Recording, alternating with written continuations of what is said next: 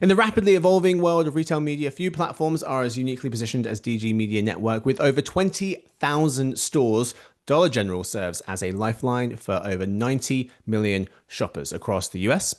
At a time when shoppers are looking to save money, DG Media Network, media built better.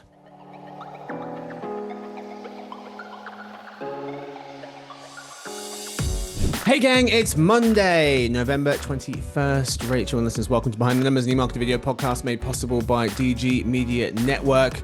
I'm Marcus, and joining me for today's conversation, we have our retail briefings analyst. Living in New York is Rachel Wolf.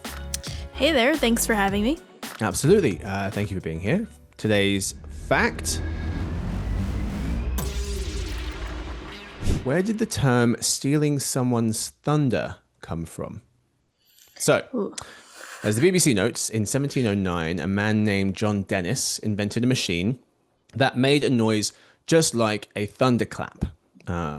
It worked really well, but Mr. Dennis's play wasn't that great. And soon after its opening night at the Theatre Royal in Drury Lane, which is the oldest theatre in London's West End, his play was replaced by a production of Macbeth. When John Dennis went back to the theatre to see this new production, he was outraged to discover that this thunder machine was being used in Macbeth and no one had asked his permission. The story goes that he stood up and shouted, "They will not let my play run, but they will steal my thunder."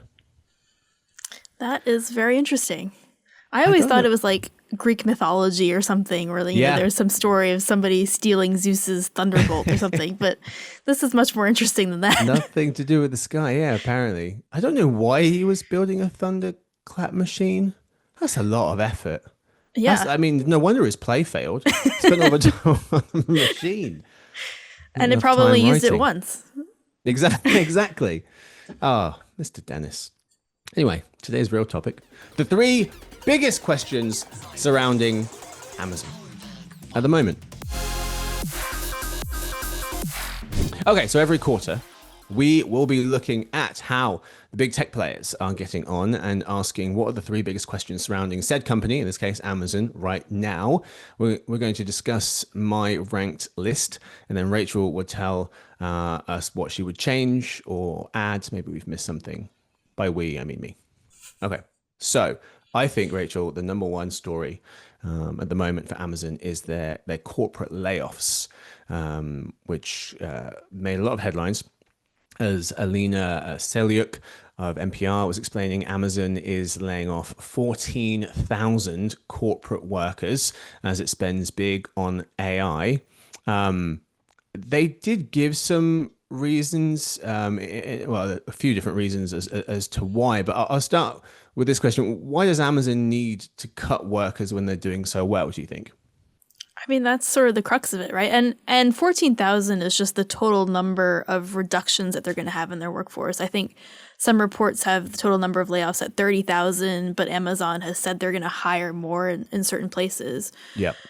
So, the company, as you said, they say it's not financially driven, it's not AI driven, but they have talked a lot in the past about how AI is going to make the company more efficient and reduce the need for, all of these management layers and, just enable faster innovation. So I think part of it is like a bureaucracy thing, right? Amazon has talked a lot about how they just have too much bureaucracy, too many people getting in the way of doing stuff. And I think that's certainly one reason for the layoffs. But I do think the AI piece is definitely an interesting one. Yeah, they said their reasons for doing this was part of it's right sizing. Amazon ballooned its workforce during the pandemic, as a lot of companies did. And then the other part is investors aren't happy enough with the growth of their cloud business. AWS is growing very, very fast, but not fast enough compared to Microsoft and others. But the AI piece and losing jobs whilst you're doing so well, I think is very interesting. Because, and I think Amazon might feel like might be a bit of a microcosm for the jobs market. One reason might be because they're the second largest private sector employer in the world. And so they're somewhat of a bellwether. The market goes, or the job market goes as Amazon goes, or so to speak. But at first, it does look like they are spending a lot on AI and then cutting jobs over here to kind of save money. But when I looked into it a bit further, this it seems like the headlines have maybe spooked folks, but the AI related job losses haven't actually hit yet. Ernie Tedeschi, former chief economist for the White House Council of Economic Advisors, says, I'm very skeptical of extracting signal from headline layoff notices. And as we were mentioning, Amazon CEO Andy Jassy saying that the layoffs weren't financially driven or about AI. However, back in the summer, he did write that employees saying essentially we will cut some jobs to add others in the Right. next few years. We expect this will reduce our total corporate workforce as we gain efficiencies from using AI. And Amazon has been cutting jobs back to 2022, laid off 10,000 people that year. So they've been doing it for a while, but it does feel more like the headlines are scaring people into thinking this is happening right now, when actually companies are kind of maybe planning that this will change things in the future. Yeah, I think that's definitely true that, AI is not the job stealer that people think it is at the present moment. But I do also think that in some ways Amazon's claims that AI had nothing to do with it is kind of disingenuous, because they did say in the letter talking about why they needed to make these changes that AI is changing the way the organization operates, right? Mm-hmm. And I think, the way that a lot of retailers are approaching this is maybe instead of talking about, okay, AI is going to replace people, then they're framing it as AI will enable the current employee workforce to do more. So essentially, keeping the workforce stable, not hiring more people, but also not firing them. Mm-hmm. Yeah. Yes. When people, especially because people leave on their own accord, it's not the only way that people stop working at jobs. They leave, and sometimes when they leave, companies are asking, "Can we do parts of their job with AI?" And it it it is hard to really understand what's going on, because to your point, in terms of it, how much is AI really affecting jobs at the moment? There was a new study from economists at the Yale University Budget Lab and the Brookings Institute, saying that the doomsayers are wrong and that there is as yet very little evidence that AI is putting people out of work. The other part of the problem here is that, as Emily Peck of Axios notes, that the government shut down, and so the Bureau of Labor Statistics isn't putting out job reports, and it's kind of difficult to see the full picture of what's happening. It's possible AI is driving layoffs in the past month or two, but there's a list from Challenger Gray and Christmas, and they look at the top three leading causes for layoffs this year. They don't put AI in their top three. Federal government job cuts, Doge, cited in nearly 300,000 layoffs through September. Employers, number two was employers waiting out uncertainty over tariffs and inflation, cited in 200,000 cuts. And then store and plant closures from typical business churn was in third place. So it's easy to point the finger at AI, but there's a lot going on. And I think the other piece that you have to talk about when you talk about Amazon is their automation push in their factories, right? Or not their factories, in their fulfillment centers. Mm-hmm. So there was a report in the New York Times that said they plan to replace 500,000 jobs with robots at some point in the future. I mean, I think it's probably in the next few years. It's not immediate, but that would also be a significant reduction, obviously, of Amazon's workforce that is also AI related. Maybe it's not maybe it's not Gen AI related, but that is also, something to think about when looking at Amazon and their plans for the future. Mm-hmm. Yeah, you do kind of have to parse out what is being done right now with AI and how it's changing jobs, and what that could do, AI could do to jobs down the road. There's this survey from retail executives by Amperity suggesting just one in five employers expect to reduce headcount due to AI in the next 12 months. The share who actually plan to add employees due to AI was actually slightly higher. And then this chart here as well that folks can see on the screen if you're watching, data from the World Economic Forum shows that more companies are upskilling or hiring because of AI versus downsizing.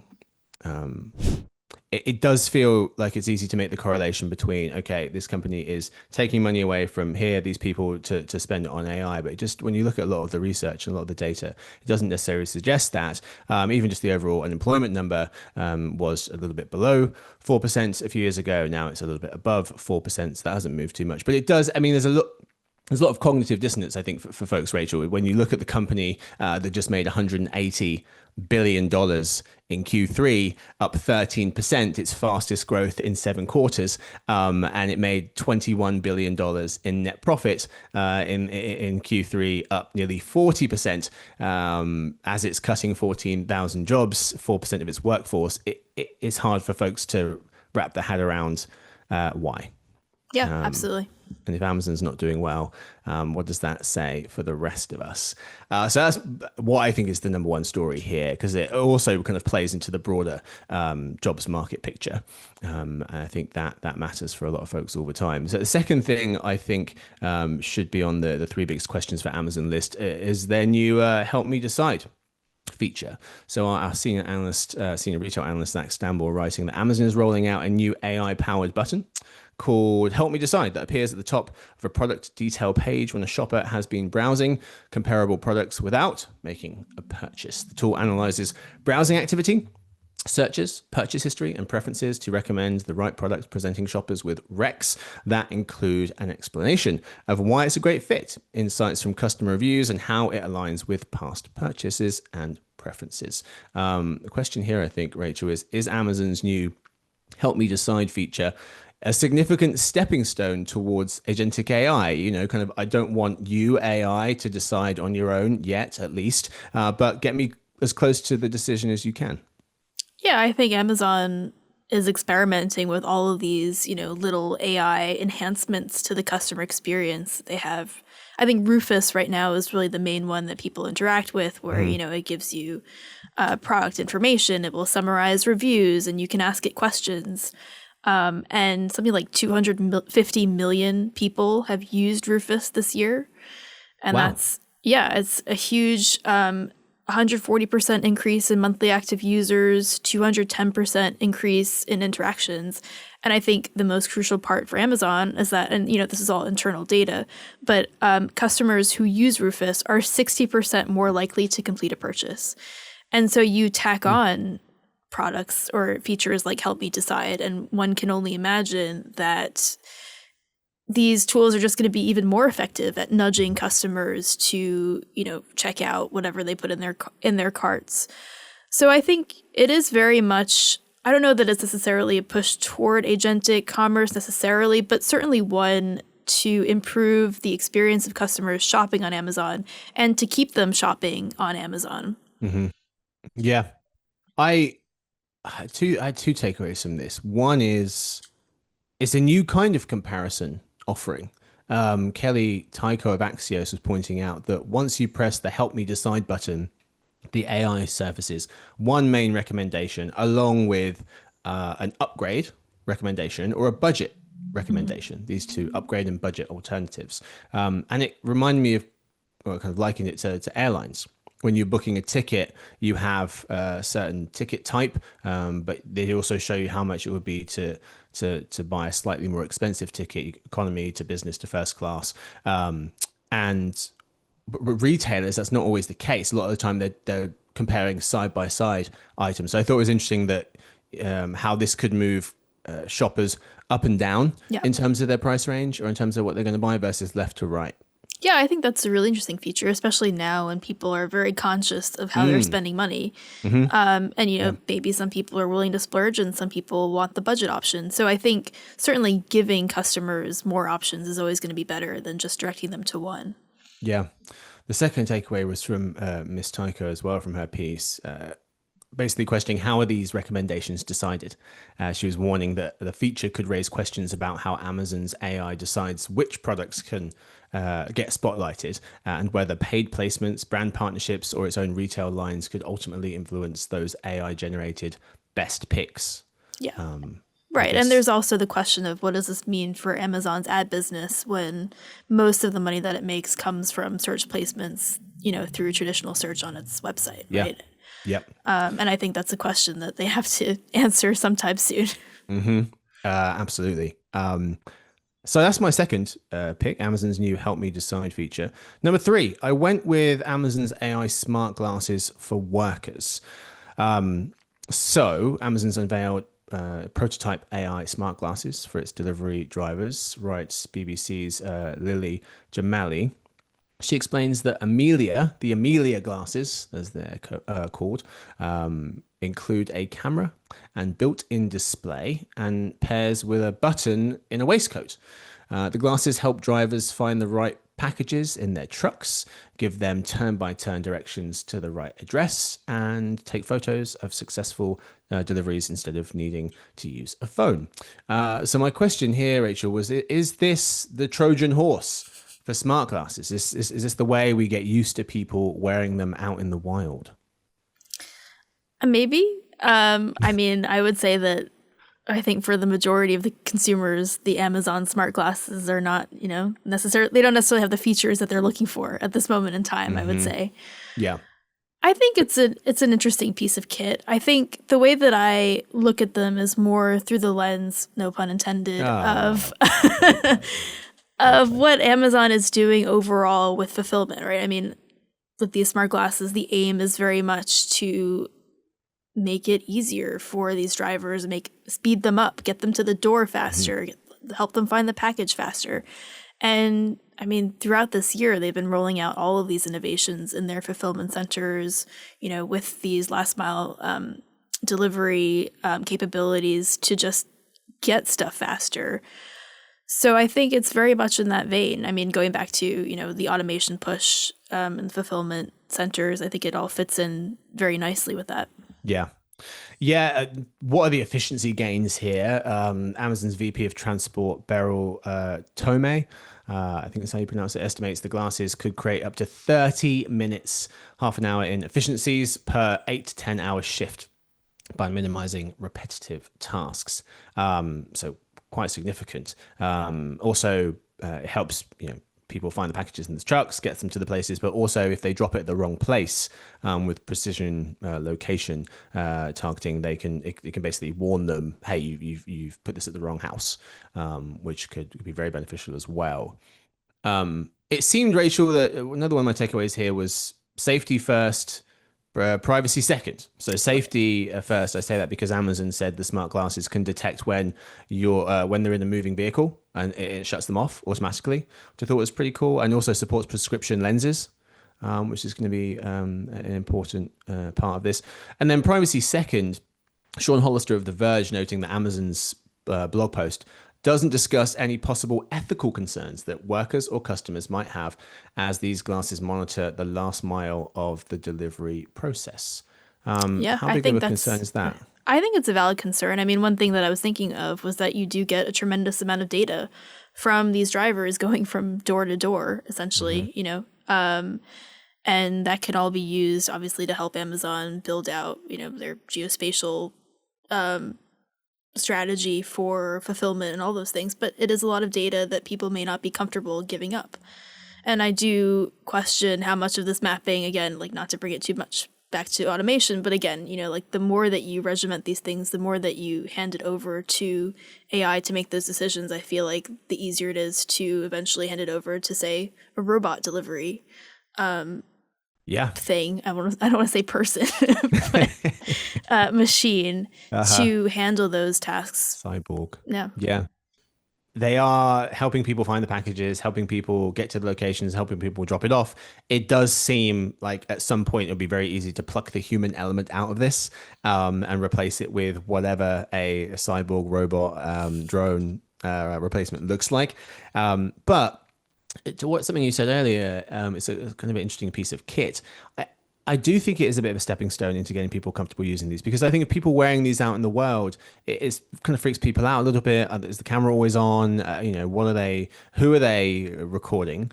Whereas for a worker, it's kind of hidden behind a brand, so to speak, or a company, and it's a tool. It's something that people are using to help do their jobs faster. So I think if the Postal Service or whoever started using these, people would have less of a problem with it. And then maybe people do get more comfortable with it, because it's kind of almost the reverse of a Ring doorbell. There's this camera that is staring out into the world at all times without your permission. And this is the glasses that are going to be kind of seeing the reverse angle of that experience and on the last mile delivery portion. And I think it is a baby step towards broader adoption potentially. Yeah, that's an interesting point. And I think, how many Amazon workers are going to be using these, presumably a pretty sizable amount, and they might see the benefits in other areas of their lives as well. And Exactly. Yeah. Yeah. boost adoption that way. So I think that's definitely an interesting piece. I would also just wonder how many people would know that these drivers are wearing smart glasses. Great point. Yeah, because they don't look that different, really. They look like similar-ish to, what do you call it? Racquetball? I think we call it squash glasses. They're a little bit different. Yeah. But not where you would notice it. Yeah, I think maybe people used to know their mailman, 30, 40 years ago, but I don't think many people are staring at their Amazon driver that much. So yeah, it's a good point. All right, that's my top three. So to recap, I've got a question about Amazon's corporate layoffs. The second one is about Amazon's new Help Me Decide feature. And finally, Amazon's AI smart glasses for workers. Are there any bigger questions or should these be ranked differently in terms of significance? So I would maybe reframe question 2 a little bit, still thinking about AI. But I think one of the most interesting stories about Amazon over the past few months has been how it is approaching agentic commerce. I would say more specifically with regard to third parties. So they just sued Perplexity for allowing its agent to make purchases on Amazon's website after Amazon changed its terms of service to explicitly prohibit that type of behavior. It's shut off Google and OpenAI from doing the same. And I think there is a big contrast to be made with how Amazon is approaching agentic shopping versus how, say, Walmart is. I mean, Walmart has a partnership with ChatGPT literally to make agentic commerce possible on its, to allow people to purchase from its site. Through instant checkout. Yes. So I think it's a kind of almost an existential, I'm not going to go that far. It's not an existential crisis for Amazon, but it is a serious problem for them because, going back to the question of ad revenues, as I said, most of Amazon's ad revenues come from search. And if more people are using ChatGPT or Perplexity to do the product research on their behalves, then that sort of takes Amazon out of the equation a little bit more, and they lose ad revenue, they lose customer data. So I think it really is a big question for the company how they're going to respond to this threat. Yeah. I think that's fair. I think a reframing absolutely works. Do we want to talk about grocery? Always. Grocery. So the reason I'm not including this list, and there's a ton of stories about what they're doing with Whole Foods, how the future of Amazon Fresh, what they're going to do with grocery in the whole, is because I thought there's so much here. Actually, we could move it into the retail show. So Susie, host of the retail show, you'll be covering that in a future episode. I've not told you yet, but you're finding out through the public airwaves. But yes, I think there's definitely a conversation to be had there. What jumped out to you about that? I mean, it's pretty much the same as previous quarters, but Amazon Fresh, I think, is kind of on the decline. I would say it's on its way out. It sounds like it, yeah. Especially if the UK, I believe they're packing up shop in the UK, yeah. No more Amazon Fresh for you UK listeners. But I think in general, what Amazon is trying to do with grocery is interesting. It's trying to get people to order more groceries online, which is not necessarily a bad strategy if you look at how Instacart and DoorDash and Uber Eats and all these companies are growing pretty quickly. But it's still a challenge. And because they don't have the physical footprint that Walmart has, I think it's a logistical challenge that they haven't yet figured out how to solve. Yeah.